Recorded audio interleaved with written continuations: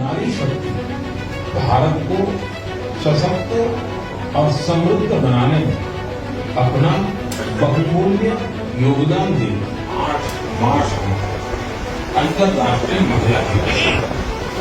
ये हमारे स्वतंत्रता संग्राम और संविधान के निर्माण में भी बड़ी भूमिका निभाई।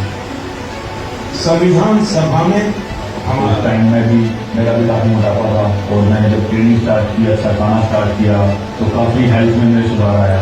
और उसके बाद जब मैं एक प्रोफेशनल एथलीट बन गया तो उसमें भी मेरी काफी हेल्प हुई।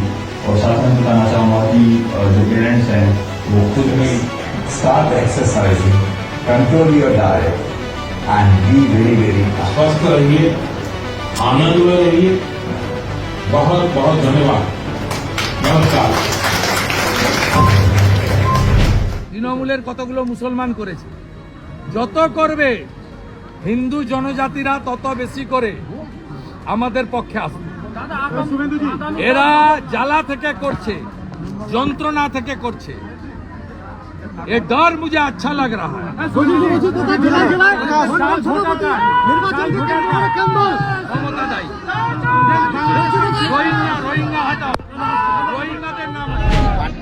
अरे ওটা তো कहीं पे निगाहे कहीं पे निशाना।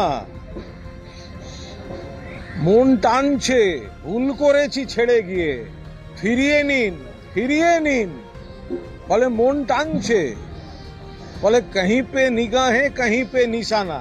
আপনারা দেখছেন মন কি বাত শুনতে গেছে, কিন্তু ওর মন কি বাত কি সেটা তো আপনারা কেউ শুনতে পেলেন না।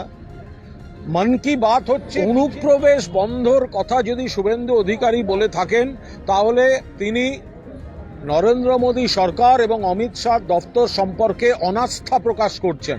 ওনার উচিত অমিত শাহকে গিয়ে ডেপুটেশন দেওয়া, কারণ সীমান্ত এবং অনুপ্রবেশ এটা কিন্তু রাজ্য পুলিশ বা জেলা পুলিশের কাজ নয়।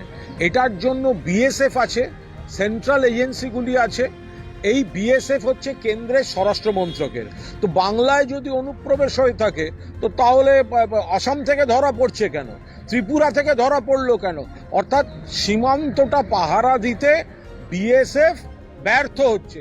শুভেন্দু অধিকারী বা কোনো বিজেপি নেতার মুখে যদি শোনেন অনুপ্রবেশ, তাহলে এটা ধরে নিতে হবে যে তাদের সরকার, কেন্দ্রের সরকার, অমিত শাহ দপ্তর তারা ব্যর্থ। দেখুন, এনআরসি আমরা তো আমাদের দলের অবস্থান জানিয়ে দিয়েছি।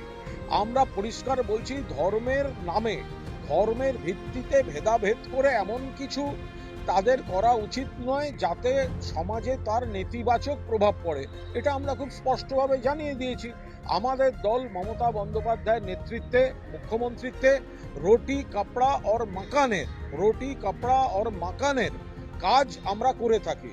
আর বিজেপি তাতে পাল্লা দিতে না পেরে, তারা এমনিতেই বাংলা শত্রু, তারা পাল্লা দিতে না পেরে তারা এই ধরনের ধর্মীয় ভেদাভেদের ইস্যুগুলোকে সামনে আনে। মানুষও প্রত্যাখ্যান করবেন, আমরাও বিরোধিতা করব।